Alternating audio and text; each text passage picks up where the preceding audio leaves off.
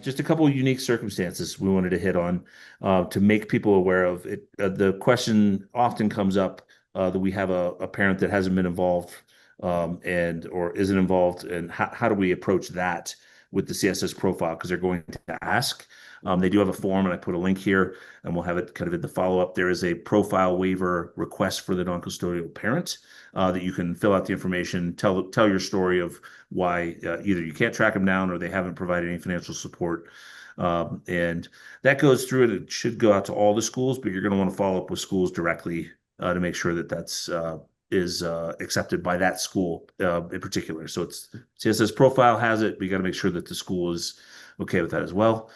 Net price calculators is, if you're not familiar with them, essentially schools are required to have what they call a net price calculator, where if you put in your income, your assets, your students' GPA and ACT, it should tell you, here's what we project your out-of-pocket costs will be, your net price.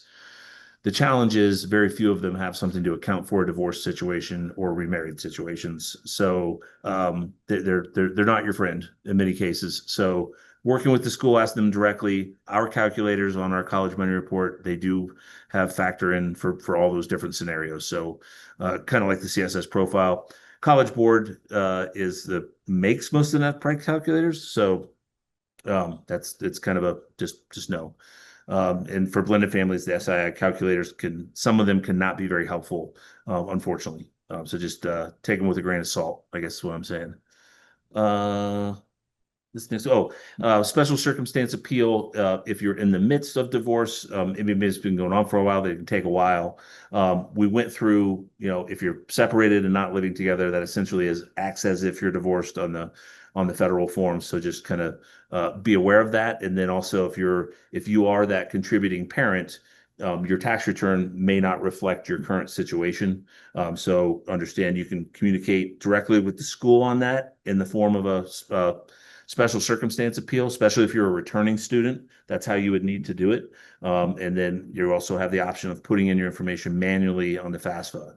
If you're doing that, what I suggest is get your IRS tax transcript. That's how the language that the financial aid administrators speak. So if you've had changes in income and asset or income levels in divorce situations, get a transcript from a prior year, have your pay stubs available from your most recent, and just kind of that's what they're going to want. I just put in here, what about child support? This has changed, and it was a real win for families, and that it is looked at. They say report it, but it's only assessed as if it was an asset. So at that 5% as opposed to as high as 47%. So I think that was a real win because it goes away.